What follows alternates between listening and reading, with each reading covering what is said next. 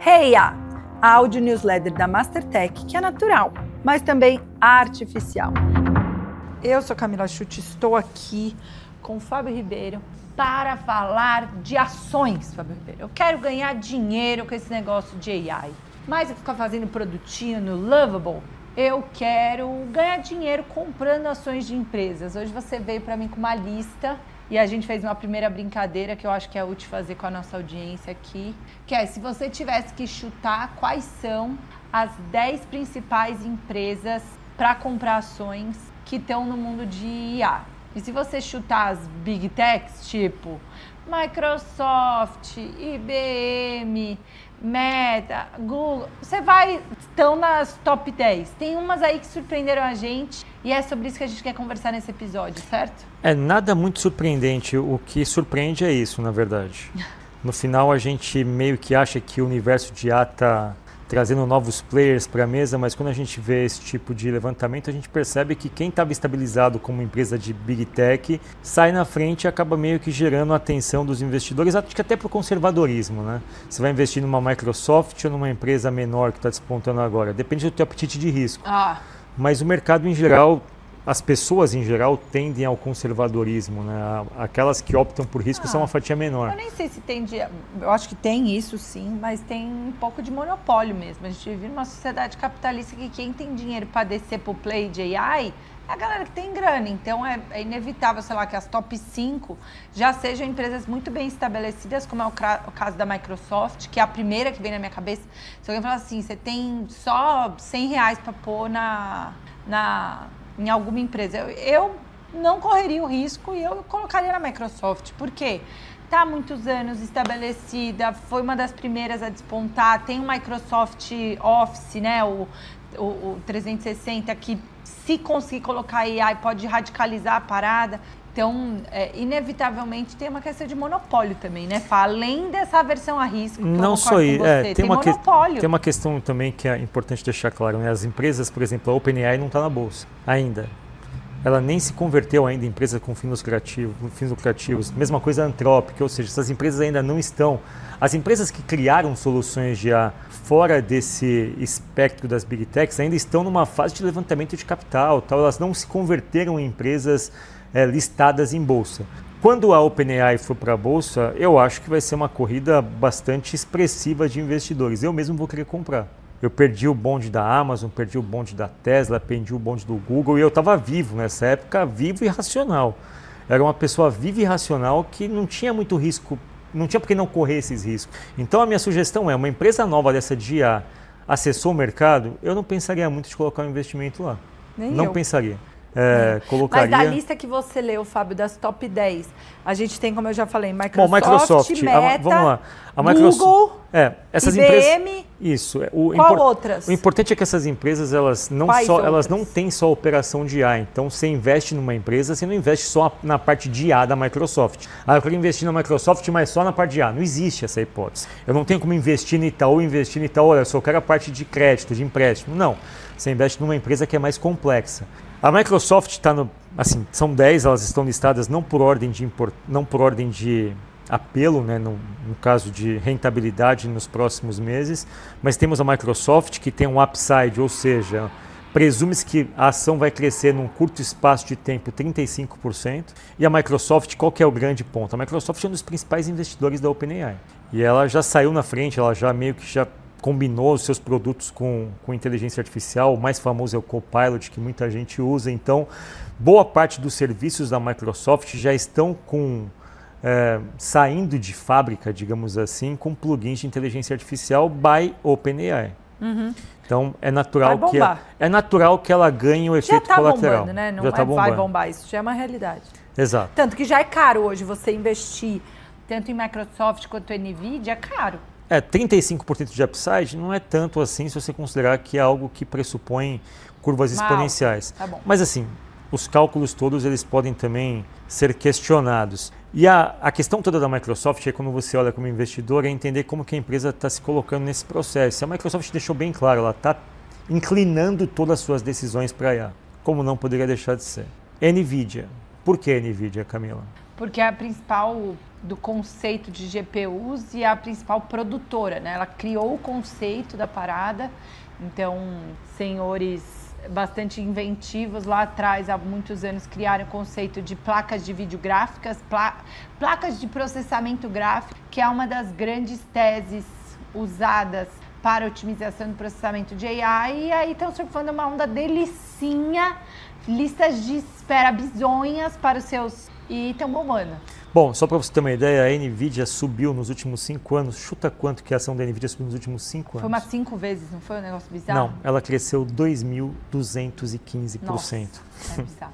Não, porque era uma empresa tipo de asiáticos imigrantes para os Estados Unidos, era um negócio meio pequenininho de gamer.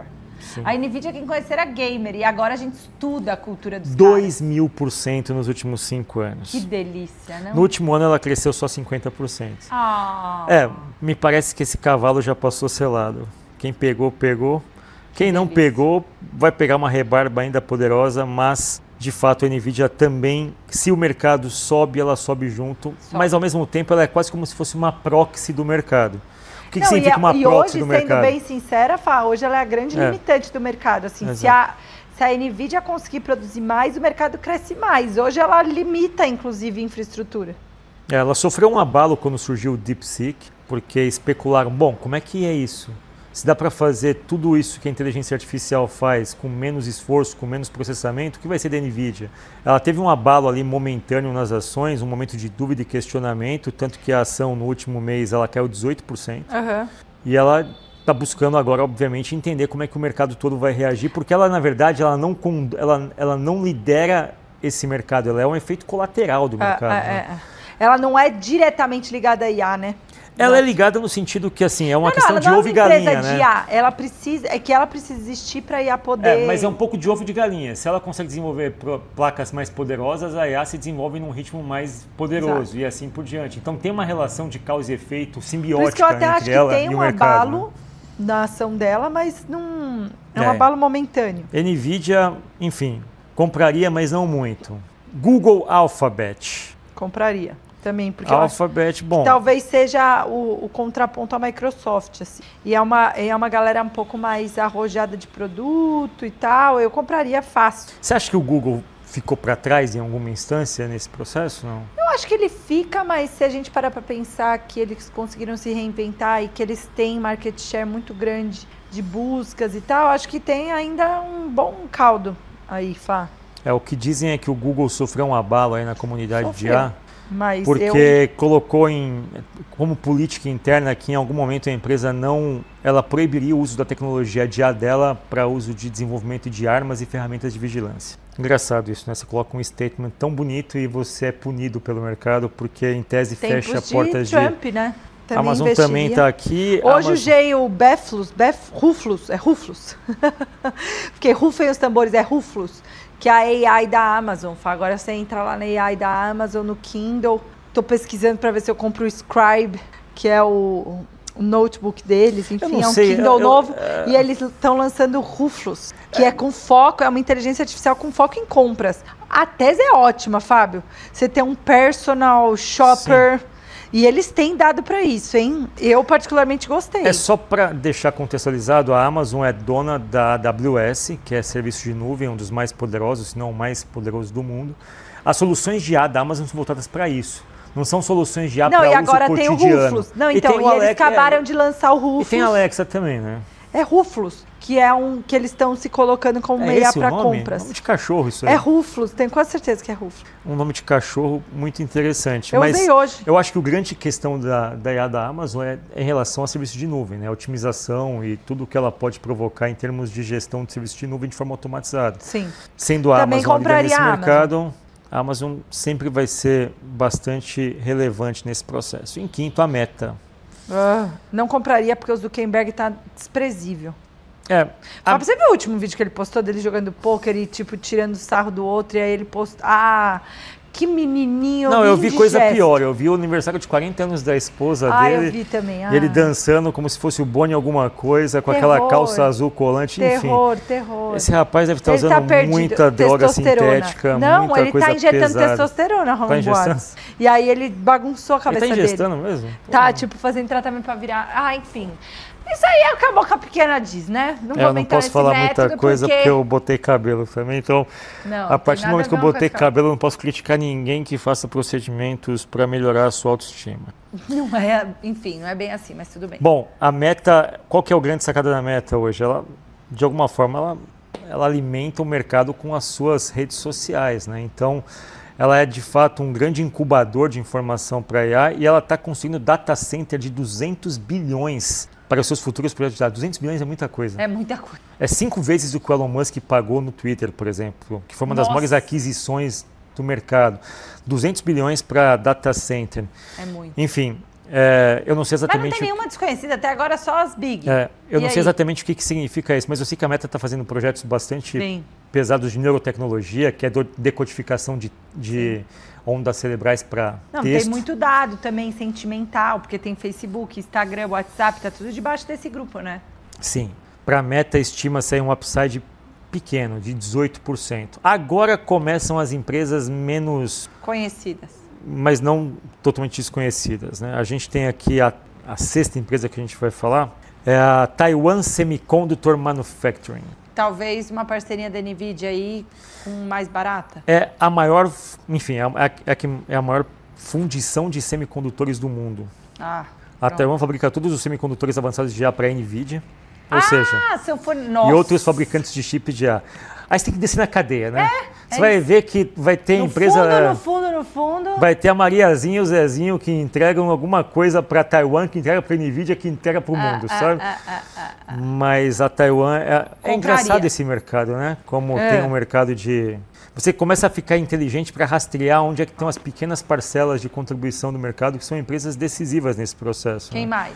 A sexta, a SML Holding NV. Ela produz sistemas de fotolitografia e outros equipamentos de processamento usados na fabricação de semicondutores, ou seja... É uma cadeia, também é uma cadeia. A SML produz para semicondutores Taiwan, que produz para a NVIDIA. Né? Engraçado, bem interessante esse processo. Essas empresas são as minhas preferidas, porque são aquelas que ninguém olha, são as que têm maior upside de bolsa, as maiores projeções de crescimento. Elas não estão na mídia, elas são discretas. Não dá, não tem um CEO que fica falando merda. Exato, ela só, assim, eu fabrico isso daqui, ponto. É isso. Eu adoro esse tipo de investimento. Aí a gente tem na sequência a Adobe. Creator O que a Adobe faz, Camila? Explica para o pessoal o que a Adobe faz. Faz software. PDF só? Não, é software, né? Com foco em leitura, criação de conteúdo, mercado de criativo e que está surfando uma onda também de AI. Então, a Adobe dessas também me parece uma boa opção. Enfim, o produto mais famoso da Adobe talvez seja o Photoshop, né? E dizem que tem usos de IA, eu não sei, mas falam que o Photoshop está ficando extremamente poderoso, assim. Já me falaram. Softwares de edição da Adobe, de edições gráficas, estão ficando extremamente poderosos. Acho que dá para a gente traçar um paralelo com a própria Microsoft em relação ao Copilot, né? Todo mundo já usa.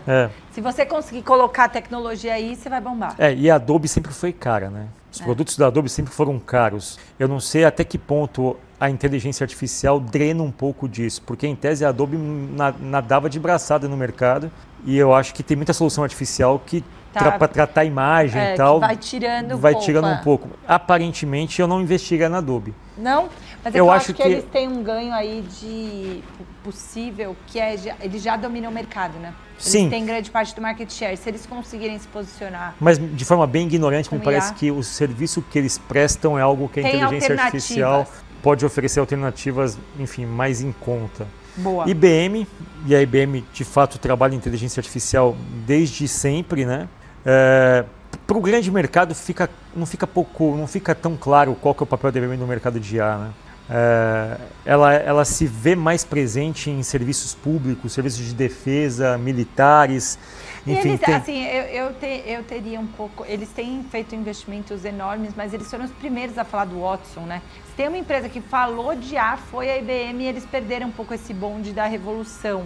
Mas eles foram os primeiros a ter servidores e soluções específicas para isso. Ela trabalha muito na automatização de fluxo de trabalho, trabalha muito essa questão, enfim, é bastante infraestrutura de tecnologia. Nesse caso, não é a IBM que tradicionalmente a gente se acostumou a perceber como equipamentos, máquinas, coisas do tipo. É uma IBM mais invisível do grande público. Por último, na 10ª, a gente tem uma empresa chamada Arista Network. Não conheço. Ela fornece soluções de rede em nuvem para empresas de internet, só que ela é especializada em IA.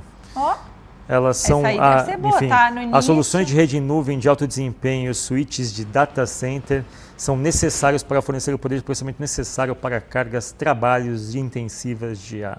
As soluções ganharam um impulso em janeiro quando a OpenAI, a Oracle e o SoftBank anunciaram sua nova parceira Stargate e prometeram investir 500 bilhões de infraestrutura em IA nos Estados Unidos. Ou seja, a Arista está posicionada nesse mercado, cara. Ela vai, investiria, porque deve ser... Sim, deve estar bom de investir. Mas qual que é a grande questão, né? Todo mundo do ecossistema de tecnologia sua reflexão, Fábio Ribeiro. Não, a minha reflexão é o olhar de ecossistema. Assim, a gente olha muito para OpenAI, para ChatGPT, coisas do tipo, mas todo esse processo é só a ponta do iceberg, é o que está visível para o grande público, né? Se a gente passa a se interessar por inteligência artificial, para entender a arquitetura de tecnologia, a gente começa a entender um pouco por que essas empresas elas estão tão prontas para terem rendimentos expressivos, né? Toda solução de IA roda onde? Em nuvem. Toda nuvem precisa de equipamento, todo equipamento precisa de semicondutor, todo semicondutor precisa disso, daquilo. Ou seja, se você entende o mercado e a infraestrutura de tecnologia, independente de IA, se você entende isso, você não fica tão fixado em termos de investimento só naquilo que é visível para o mercado. Famoso, né? Você começa a perceber, olha, se vai vender casa, vai precisar de telhado. Se vai vender telhado, vai precisar de encanamento. Se vai precisar de encanamento, vai precisar de fio. Se vai precisar de fio, vai precisar de interruptor de não sei o que lá. Se vai vender casa, vai vender micro-ondas. Ou seja, o racional é parecido, né? A gente está vendo só a casa, mas tem uma série de microcomponentes e partes dessa casa que começam a se desenvolver. E eu acho que isso é até insight, cara, para que as pessoas pensem ações de empreendedorismo em IA que não necessariamente sejam em IA. Um chatbot, né? Exato, não na IA generativa, digamos assim, na parte de software ou de criação, mas se esse mercado se desenvolve, se essa casa cresce, o que precisa para essa casa se desenvolver? Show. Então eu acho que isso abre uma perspectiva para um novo empreendedor, uma nova empreendedora, de saírem um pouco de uma perspectiva só de software de IA, para tentar entender como é que esse mercado provoca reações em cadeia em uma série de outros processos. Eu particularmente queria focar aqui esse episódio em você refletir sobre monopólio, assim, quanto são poucas as empresas e os cérebros por trás dessas empresas. É quase como uma oligarquia mesmo, todo mundo está muito concentrado, né? Eu me preocuparia com isso no médio e longo prazo. Uma outra reflexão que eu faço, só para terminar, é que se você está no jogo, jogando um jogo de tecnologias, você está sempre mais perto de uma nova onda do que quem não está jogando o jogo. É muito difícil você furar a bolha. É muito difícil você, do nada, criar algo agora e competir em pé de igualdade com essas grandes empresas. O que eu quero dizer é o seguinte, tem empresa falando de transformação digital ainda. Tem empresa que está na planilha de Excel. Tem empresa que ainda não levou seus serviços para a nuvem totalmente. A gente está discutindo algo que é algo de fronteira, que é para os próximos, enfim, que é a próxima grande revolução tecnológica, que tem empresas que não se prepararam adequadamente sequer para poder dialogar com esse ecossistema. Então, a questão que eu faço de reflexão aqui é, independente de IA, o quão próximo você está de dar o passo para dentro de uma situação como essa. Eu acho que, pela nossa experiência de mercado, tem muita empresa mesmo que sequer aproveitou a onda da transformação digital e que vai suar um pouco para poder até, sei lá, ter ganhos, benefícios desse tipo de revolução de inteligência artificial. Sim. Né? Empresas grandes, inclusive. Que já ficaram para trás dessa lista. Que já ficaram para trás. Empresas provedoras de serviços, hoje monopolistas no Brasil, que não fizeram sua lição de casa da revolução tecnológica anterior, que podem ficar aí a ver navios e eventualmente até quebrarem nesse aspecto. Né? Sem dúvida. Quebrar eu acho que seria o pior cenário, mas é o que vai acabar acontecendo e, de novo, retoma na minha reflexão do monopólio da oligarquia. E aí eu acho que talvez a gente não deva mirar só em IA, né? Acho que pequenos passos para se aproximar de onde esse jogo está gravitando vão favorecer essas empresas. Se você quiser saber um pouco mais sobre como levar sua empresa para o próximo passo, convida a gente, né, Camila? Boa, já fez uma venda, é isso. Até a próxima.